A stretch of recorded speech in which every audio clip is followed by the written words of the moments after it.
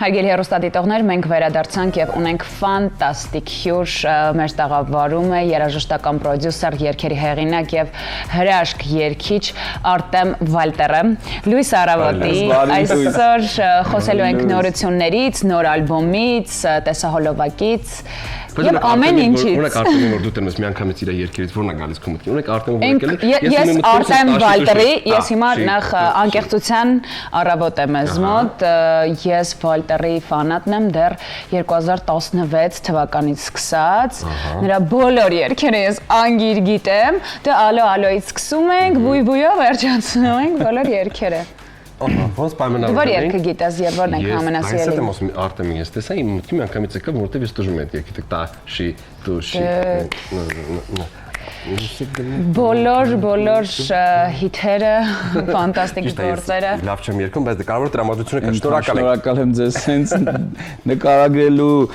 հայտարարելու, ընդունելու համար, այնպես որ բարի լույս ձեզ։ Իմիջիալոց ձեր գործն էլ է շատ հետաքրքիր, ինձ միշտ հետաքրքրել TV-ում աշխատել ինչքան հետաքրքիր է, այնպես որ ողջունում եմ ձեզ։ Բարի լույս։ Շնորհակալ ենք։ Շատ հեշտ է, չէ՞։ Հա, իհարկե, շատ հեշտ է։ Դա հեշտ ոչ մի մասնագիտությունը գործ չկա։ Արտեմ, դե վստահ եմ կա մարդ, ով երևի համարձակվենք այդպես ասենք, Իսկ թվում է կան ու շատ։ Հա, օքեյ, լավ, երկու հոգի, եթե կանել։ Բոլորը գիտեն քեզ ու գիտեն, որ դու ոչ միայն երգիչ ես, նաև դու, այսպես ասած, քո ստուդիայում գժական գործեր ես գրում, շատ բան գրվում է, ջնջվում է, չի գրվում, մոռանում ես, դնում ես դարակ ու հիմա հաստատ գործեր կան, որոնք տես պահած ես ու հանում եմ դարակ։ 765 ասում ես, չէ, ում կսազեր ես գործը, բայց ոչ։ Լավ, ես ճիշտ կլինի ես հարցը, ինչն է արդի հիմա, ինչ մյուզիկն է լավը, ինչն է պահանջված հիմա, թե պահանջվածը կոմերցիոնը լավը, որակովը տարբեր բաներ են, չի համատեղվում։ Տարբեր հարթություններով բոլորն էլ ճիշտ են, բոլորն էլ պահանջարկուն են, բոլորն էլ արդիական են։ Մի ճշմարտություն կա, որ անվիճելի է, դա այնա, որ ինչ ուզում ես արա, հիմա մեկա փոփ է, այսինքն հիբրիդ է տարբեր ոճերի, խառնուրդ է, ոչ մի մաքուր այդպիսին, ինչպիսին, այսենք, ջազն էլ ունի ուղղվածություն, չէ, ռոքն էլ ունի, այսենք, բայց նույնիսկ տենց մաքուր ռոք, որ ասես հիմա ինչ որ կա, տենց էլ չկա, բոլորը արդեն հիբրիդ է, որտեվ դա նորմալ է, դա այդ երաժշտական ոճերի էվոլյուցիան է, պետք է զարգանա, բոլոր ոճերը մեկը մյուսից փոխառում են ինչ-որ էլեմենտներ ու դա հենց տենց էլ պետք է լինի, որովհետև դա է ծնում նոր ոճ, նոր ուղղություն, նոր երաժշտություն, այնպես որ այդ է հիմնական ամենաարդիական ճշմարտությունը, իսկ որն է այսօր թրենդային այսպես ասած, շատ երգեր, որը ասենք 90-ականներից, 2000-ականներից, 2000-ականների սկզբներից է, էլի դառնում է թրենդ, որովհետև TikTok-ի ու Instagram-ի հարթակը ինչ-որ մեկը հետաքրքրելով ցույց տվեց ու լիքը մարդ որ այդ երգը չէին լսել կամ էլ նոստալգիկ ինչ-որ էմոցիա ունեն։ Երգիչներ եք, իմ կարծիքով այդ հարցին երկուսով կկարողանաք ավելի ճիշտ պատասխանել, հա, այն 5 գործերը sense գալիս են առաջ վերափոխված, նոր շունչ տված, այսինքն որակով թույն գործերն են պակասել, որ գնացել ենք հետ ենք բերում դրանք, թե շատ լավն են։ Հիշողություններն համել, օրինակ 2000-ականները շատ երաժշտական էին։ Ես 80-ականների, 90-ականներն էլ եմ շատ սիրում, բայց 2000-ականները, որովհետև տեխնոլոգիան ավելի զարգացավ, 90-ականները դեռևս այդ պլյոնկայի վրա հայրեն ոնց է։ Ձայնաժապավենի վրա էին գրում, որը շատ բարդացնում էր թե միքսինգի process-ը, ձայնագրման process-ը, իսկ խոսքեն բաբինների մասին։ Բաբինների մասին, հա, սկզբի 4 տրեկեր, հետո 8, հետո 16 եւ այլն, հետո դարավ թվային, բայց երբ որ թվային տեխնոլոգիան եկավ 2000-ականները, 90-ականների այդ երաժշտական մելոդիչնess, հարմոնիկ, գեղեցիկ կոնտենտը ու երգի ստրուկտուրան պահպանվեց, բայց նոր տեխնոլոգիայով։ Դրան գումարած արդեն նոր ոճեր ձևավորվեցին, նոր, այսպես ասած, հնչողություն ձեռք բերեց երաժշտության, դրա համար շատ եմ սիրում 2000-ականները, ոչ թե որ մերն են եղել, չէ, այլ ուղղակի երբ տեխնոլոգիան եւ այդ 90-ականների այդ իներցիան ստեղծագործական, որովհետեւ երբ դու չունես շատ տեխնոլոգիա, դու ստիպված ես աշխատել մի քանի անգամ ավել, որպեսզի կարողանաս ստեղծագործել, հա, այդ իներցիան ու տեխնոլոգիան գումարվեցին իրար ու ստացանք այն ինչ ունենք։ Իմունասիրած էպոխան է երաժշտական 2000-ականները։ Այո, ունենք նոր ալբոմ։ Խոսենք նոր ալբոմի մասին։ Ունեի երգեր եւ որոշեցի դրանցից ընտրեմ 12-ը, եւ թողարկեմ ալբոմ, բայց հետո որ հասկացա, որ ալբոմը այդքան էլ ակտուալ չի մեր օրերում, ոչ մեկի իմ ալբոմով չի լսում, ավելի շատ տենց սինգլին են հակված մարդիկ, մեկ տրեքներով, որոշեցի տենց challenge անեմ ու ամեն շաբաթ օր ցերեկը 12-ին նոր երգ էի գցում։ Հետո էլ առաջի այդ ռիլիզից հետո, առաջի երգից հետո որոշեցի, որ կարելի է ուրբաթ օրերը լայվ անել, ինձ լսող մարդիկ Instagram-ում միանան ինձ, Instagram-ում լայվ անենք, տենց վերջնական լսենք, շտկումներ անենք իրար հետ, գաղափարներով փոխանակվենք, ինձ լսողները առաջարկեն ինչ-որ մի բան, մեջը մյուտ անեմ, մի խոսքով սենց որ ինտերակտիվ լինի ինձ լսող ճաշակով մարդկանց հետ, տենց էի անում, ուրբաթ օր անում էինք լայվ, վերջնական էքսպորտ էի անում, հաջորդ օրը շաբաթ օրը ժամը 12-ին երգը արդեն կար։ Ու այս ալբոմը որոշեցի մի քիչ հետաքրքիր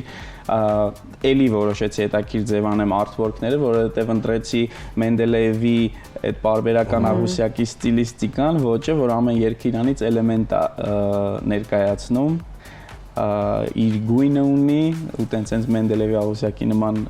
2-3 տառը Իրականում շատ հետաքրքիր է այս միտքը, որովհետև ես օրինակ հնարավոր է վերնագիրը չի իջեմ, ասում են կապույտը, մանուշակագույնը, այդ շատ հավես մարքեթինգային, այն մանուշակագույնը, տենց գույներով համ վիզուալը հեշտ հիշվում, համ էլ ինքը տենց հետաքրքիր է էլի, հիմա ոչ մեկին չես զարմացնի, օրինակ նենց artwork-ով, որ դու որպես արտիստ նենց շատ բրենդային թանկանոց շորերով մի հատ թանկանոց մեքենայի մոտ կամ սարի, որ արդեն չես զարմացնի, մանավանդ այս արհեստական բանականությունից հետո մարդու աչքը ամեն ինչ տեսնում է արդեն, ոչ մի բանով չես զարմացնի, կզարմացնես նման գաղափարով ավելի շատ, քան թե վիզուալ կոնտենտով, ոնց է տեսահոլովակը չէ, արդեն չես ոչ մեկս չենք զարմանում լավ սպորտային մեքենայի առաջ ոնց էր այդ հիփ-հոփ տրեքները, որ մենք նայում էինք գունավոր սպորտային տրեքներ էին, աղջիկներ էին գեղեցիկ, հիմա մեծ նիկելից անբահեցել վրա ակնոցներ։ Հիմա չես զարմացնում, այդ գույները բան չես զարմացնի, որովհետև ու գնալով էլ ավելի է տենց լինելու, էլի չենք զարմացնի, ուղղակի գաղափարն է, այստեղ արդեն գաղափարն ընդդեմ բյուջետի, գաղափարն ընդդեմ այդ գույների։ Խնդրեմ։ Նայեք, շատ հարթակներ կան, հա, որոնցից հիմա դե 21-րդ դարում ենք, որոնցից օգտվում են բոլորը, լսում են ձեր ու մյուս արտիստների երաժշտական հարթակներն են խոսքը։ Չնշեմ գովաց չանենք, բայց կա ժամանակներ, չէ, պլաստինկա ասվածները, կասետ, ես կասետի սիրահար եմ, որ բոլորը ամեն բան, եթե չեմ սխալվում, նույնիսկ հիմա էլ արտերկրում էլ միևնույնն է, այդ կուլտուրան դեռ կա, այսինքն CD-ների թողարկման։ Համ CD-ներ են վաճառում, համ կասետներ են վաճառում, ես տեսել եմ։ Այսինքն մարդիկ չեն հետապնդում միմյան վաճառքից եկամուտ, հասույթ, բան sense, բայց հիմա վերացել է։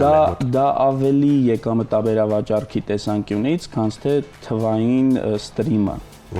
Օրինակ ես շատ ընկերներ ու ծանոթներ ունեմ, որ իրենք սիրում են օրինակ երբ որ իրենք CD են նվիրում, օրինակ մեքենայի մեջ Jamiroquai CD են ուղարկել արտերկից, ասում են վայ իրա նոր CD-ն է, ես այսպես եմ sիրում վայելեմ, չեմ ուզում Bluetooth, AUX, ման չեմ ուզում կապել, ոչ մի բան չեմ ուզում։ Նրանից որ CD որակը, եթե համեմատենք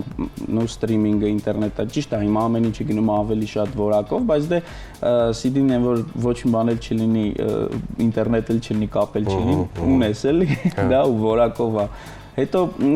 այդ գաղափարն է լավ էլի, որ տենց CD-ն հանես, փոխես, իշ մեկ մի ժամանակ բաներ կարող երկու մեքենա իրար մոտ անցնում էին, որովհետև շատ ես լսել այդ մի CD-ն ասում էին մի հատ քոնը դու մերոց գցես տանք ու տենց MP3 հավաքածու էր։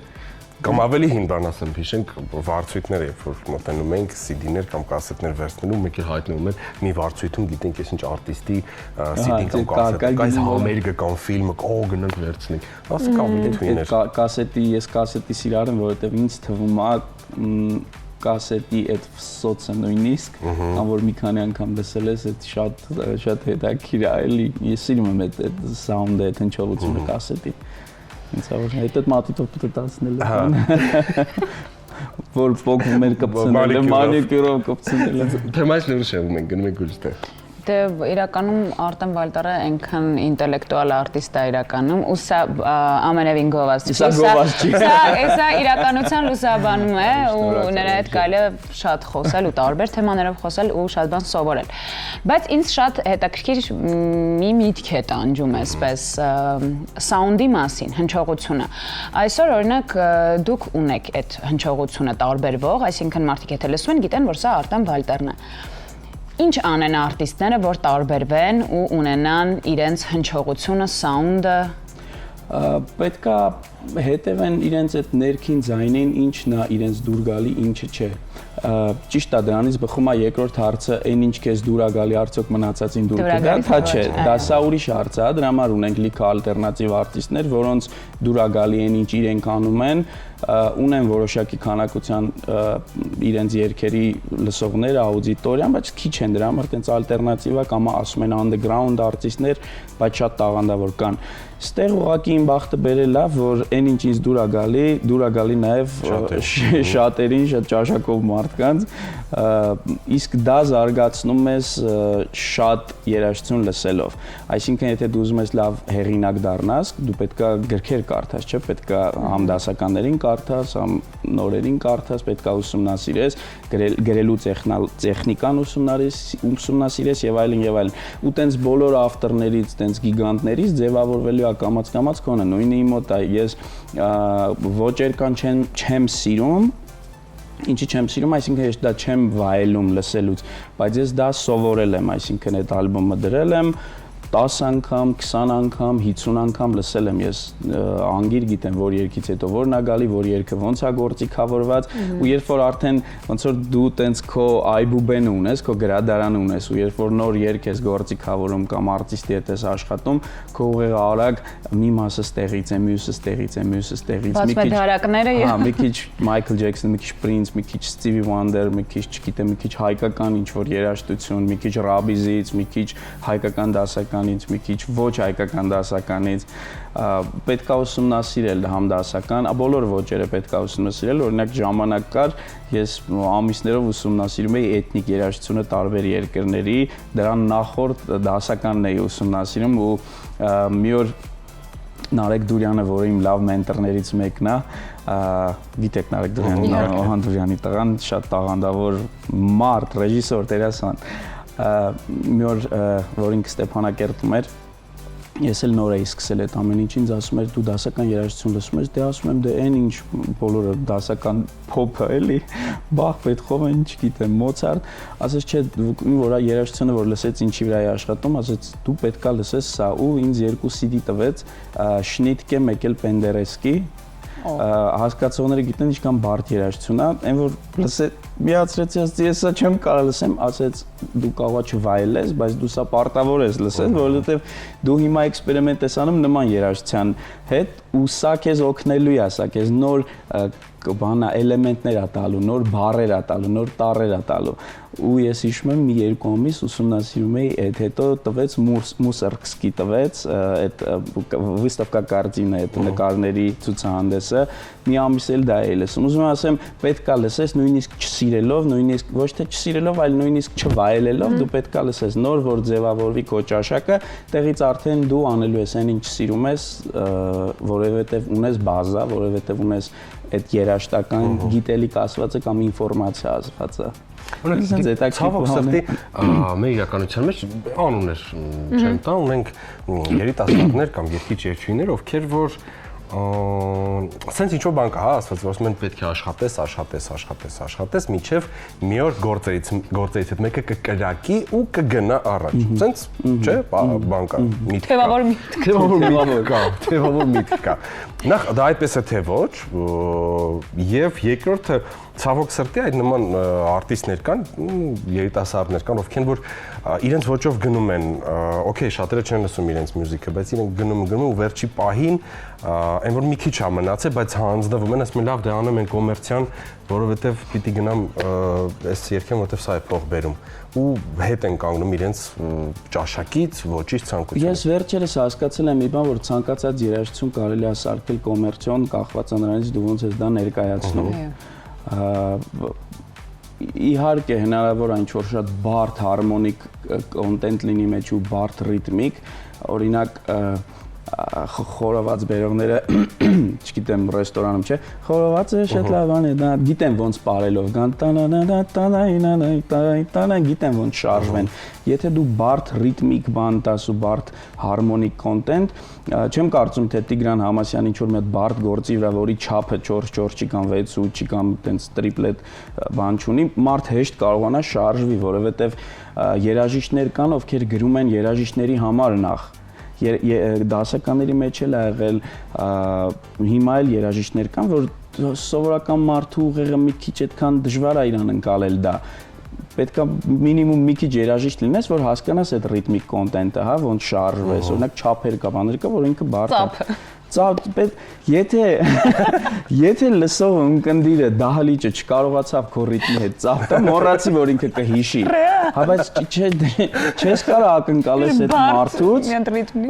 ակնկալես այդ մարդուց, հիմա օրինակ հաղորդավարները դժվար բառերը կարողանում են, չէ, արտաբերեն, բայց սովորական չեք փորձել են Դրա համար եթե լսողը չկարողանա ծափտա, չկարողանա եմեղեդին հիշի ու հարմոնիկ կոնտենտը դժվար լինի, օրինակ այնպես բարդ ակորդ վերցնես, որ մյուզիկ կա, որ ես էլ եմ բարդ ընկալում եմ, որ ասում եմ, ես ինչ էր մի րոպե։ Դրա համար պետքա ոչ թե պրիմիտիվ լինի, այլ հեշտ լինի, որովհետև Ռոմեո Ջուլիետան այդ պատմությունը բարդ չի գրված։ Ինքը բարդ չի, բայց եթե օրինակ Ռոմեո Ջուլիետը տայինք ինչ-որ մի հատ պատկերացնում եք Ռոմեո Ջուլիետան գրեր օրինակ Բրոդսկին։ Չէ, լուրջ, չէ, դժվար կլիներ, չէ։ Դրա համար ամեն մարդ Բրոդսկի որ կարդում է չի հասկանում, Բրոդսկին պետք է Շեքսպիրն նաև արկաշ լիներ այդ դեպքում։ Դա ուրա, ամեն ինչ անալ, բայց ուզում ասեմ ձևը, ֆորման պետք է հասանելի լինի, չէ։ Դրա համար սերիալները, երբ որ սյուժետը ավելի պրիմիտիվ, ավելի հեշտ է, մարդ ընկալում է, դրա համար բոլորը թող հիշեն արտիստները, եթե ձեր ունկնդիրը ձեր երգի տակ չի կարողանում ծափտա ու չգիտի ոնց շարժվի, մոռացեք։ Չի դառնալ։ Ես նույնիսկ ցավոք մի ժամանակ ասում եմ պետք է արդեն ամփոփվենք եւ այն շնորհակալություն առանձին հաղորդում կարելի առած չէ։ Դուք այն մարդկանցից եք, այո, որ շատ բան ունենք խոսելու ու շատ երկար Թանկ մաստեր կլաս է ու արտիստների համար շատ կարևոր կարծում եմ եւ միշտ հաճելի է լսել։ Գրագետ մարդկանց։ Արդեն այն արտիստներից է, դու ես այդ արտիստներից, որ օրինակ դուք ձեր ձեռագիրը երբեք չեք փոխել, չեք հրաժարվել հանձնվել։ Ու չեք հեռացել ձեզ ամենակարևորը։ Այո, ու ամենաթույնն այն է, որ շատ արտիստներ հավանում են ձեզ ու դիմում են ձեզ օգնության, գործի, մյուզիկի։ Դա այդպես է։ Շնորհակալություն շատ։ Իդեպ շատ արագ, հա, նոր տարի է շուտով 12 օրից, 10-12 օր։ Ինչ կմաղթենք։ Այո, ձեր պապիկին նամակ գրել եք, ինչ կմաղթեք, ինչ կուզեք, խնդրեմ։ Գիտեք ինչ, այս տարի հասկացել եմ մի բան, որ այս տարի ես ունեցել եմ այն ինչ ես պետք է ունենայի, այն ինչ էլ չեմ ունեցել, ուրեմն ժամանակը չի դեռ, դրա համար ես բոլորին մաղթում եմ նախ հենց այդ մանտրան կամ այդ փիլիսոփայությունը, որ այդպես շարժվեն, որ թող հասկանա, որ այն ինչ կատարվում է, չի կատարվում մեր հետ, կատարվում է մեր համար։ Եթե մի բան չեք ունեցել, ուրեմն դեռ ժամանակը չի, ու այս տարի ինչ ունեցել եք, ուրեմն դա ձեզ դարձրել է այն մարդը, որը դուք հիմա կաք, որը պատրաստ է մտնի 2026, այսինքն հաջորդ տարին, այնպես որ հենց այդ փիլիսոփայությամբ ապրեք եւ համ կյանքը հեշտ կլինի, համ երջանիկ կլինեք, համ էլ կլինեք այստեղ ու հիմա։ Շնորհակալ եմ շատ։ Թույն ալբոմ կա, լսեք, վայելեք, ավելացրեք ձեր playlist-ում, մեքենայի մեջ նստեք, լսեք, դժացեք։ Ինձ էլ անպայման գրեք, որ երգը ձեզ դուր եկավ, որովհետեւ ինձ հետաքրքիր է ինչ էմոցիաներ արտնացրեցին, որ երգը մի խոսքով, կապով։ Շատ լավ, շնորհակալ ենք շատ, իսկ մեր հաղորդումն այսքանով ավարտվեց։ Կրկին հագեցած տպավորիչ լավ եթեր ունեցանք, ինչ կասես ան։ Ֆանտաստիկ էր ուղղակի, միշտ արի, խնդրում եմ։ Շնորհակալ եմ ինձ կանչելու համար, ինձ շատ հաճելի է, այնպես որ սիրով կգամ։ Այո, դե ինչ, սա մեր այս շաբաթվա վերջին եթերն էր, աշխատանքային օրն է, իսկ արդեն կհանդիպենք մեր հեռուստատիտողի հետ տոնական եթերներին։ Մնացեք կենտրոն հեռուստաընկերությամբ։ Ձեզ լավ օրվա շարունակություն։